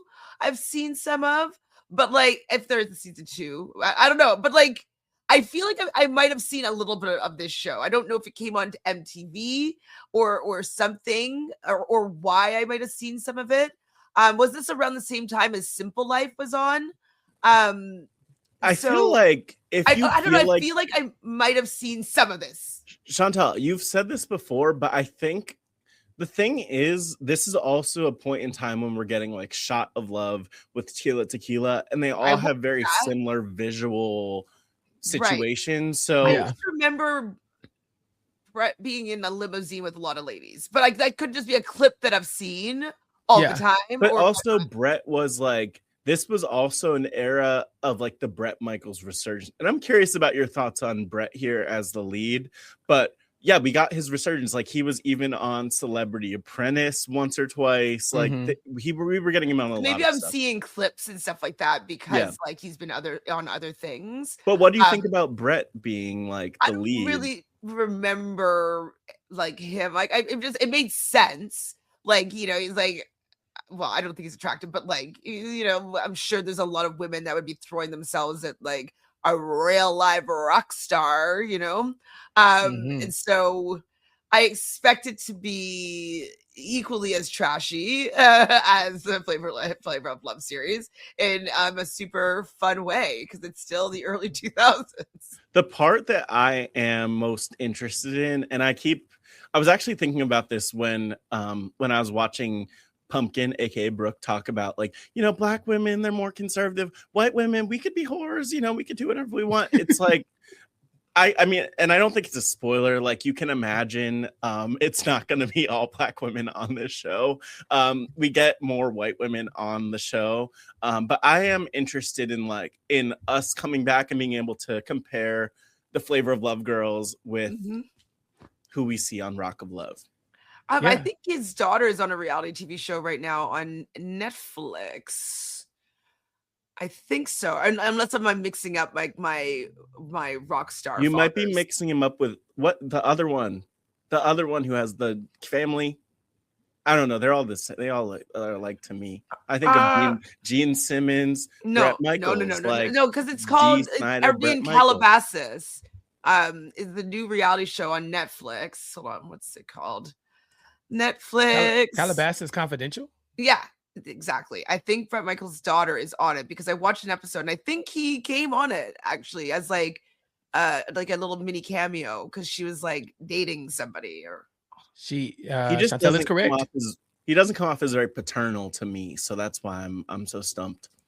Well, we won't be talking about Rain Michaels and her time on Netflix's Calabasas Confidential, but we will be talking about her father, Brett, on Charm School Kickback Live, now rebranded as the Rock of Love Kickback in our Flavor of Love cinematic universe. And so we will be back next week to talk about the premiere of Rock of Love. And now, like, what kind of school is it? Just no school. School is out. School is out, and maybe Charm School. Right, and maybe Charm School will be back. You know, ever or maybe not forever. We don't know. But I will say this: this show airs. I think Charm School ends up. Well, I'll put it like this: I Love New York airs in January of 2007. Flavor of Love Girls Charm School is April 2007. Rock of Love July 2007. They are knocking these shows out. Formulaic, and they are not paying these people. So we get to come back and see. That's a good one. School of Rock or School of Rock. Kind of been, it's kind of been done, but we can take that. Yeah. So Matt, thank you. Will you be joining us to talk about Rock of Love in the future? I will be joining you to talk about Rock of Love. I'm gonna rewatch Rock of Love with you. Same. Like, because I feel like it's been a minute since I've properly rewatched it, but we're gonna have a great time. Yeah, we're gonna. Can't wait to see if I've there's a seen Bret any Michaels song in there somewhere that I can't find. It can be found on Pluto TV as well. I think that you can still watch Rock of Love. Charm School is the one that has been scrubbed from the internet, but Rock of Love is still out there. But if I have some links, I will place them in the descriptions. And Matt, I am very much looking forward to seeing if what your opinion is of this show and these women. But until then, what are you working on, and where can the people find you and keep up with you till we see you return? Well, as Safari said, I'm glad you asked me that, because this month, June, has been a month of the Pride Has Spoken with me, Dr. Evie Jagoda, Grace Leader, lots of fun interviews with different queer people. We just did a game show called Outwit, Outplay, Outlove, which was very fun and wild over on the Pride Has Spoken. We've never done anything like that before, so check that out on RHAP's YouTube. And I'm still going with Pod Friends right before the premiere of Big Brother 28. So just released an episode with Annabelle Fiddler from Traders Australia season 2. That was a lot of fun. I had to censor a lot of it and bleep out a lot of it because we were talking about the concept of Rob Sesterino having an erotic audio. I think I successfully will not be fired because of the editing of that, so I'm really proud of that. And I have a season finale of Pod Friends coming up next week. I still need to record the interview. I wish I had a guest Chappell, but Chappell won't come on Pod Friends, so I guess he can't be in the season finale, even though this would be the biggest one yet. So you find me Matt Scott GW, Pod Friends, Pride Has Spoken, and thanks for having me on. Yay! And Chantele, where can people find you? You can find me on Instagram at ShanFranFran, or on my YouTube channel, Reality Realness with 3 S's, where I'm talking about Love Island UK. So I've been going live usually after the episode. I had to catch up on a couple on Monday, but then I should be back to recapping right after the episode airs UK time. So like around 5 p.m. Eastern. All right. And, this is Recap Kickback. You can find all the cool stuff here. Kelly in the chat said, thanks, Chappell, for covering this convening this expert panel. Really love what you're doing over here. It's so much fun. Check us out live here on YouTube to talk about the Rock of Love moving forward with me and Chantele. We're going to try to have some guests on like we do, but we got a lot of crazy characters to talk about moving forward as we move our way through the Flavor of Love cinematic universe. Also, Mari and I are still talking about House of the Dragon and the Vampire Lestat. So every week you get 2 recap podcasts from us, one of each. And then we try to sprinkle some other content in the mix as well. So tune in to recapkickback.com, youtube.com/@recapkickback, and subscribe to the podcast, recapkickback.com/subscribe, to keep up with all the things we have going on. But for the last time, for now, Charm School is over, but we'll be back next time. Catch y'all next time. Peace. I've been trapped behind Swall Maria, isolated like it's North Korea. Smaller city with some bigger dreams. The wall is cracked, I'm looking in between it. The world is yours, but man, I gotta see it. They say it's hard, but man, I gotta see it. The air I'm breathing can't feel my chest. Wait on life, I wanna hold my breath. I'ma get in my goddamn self.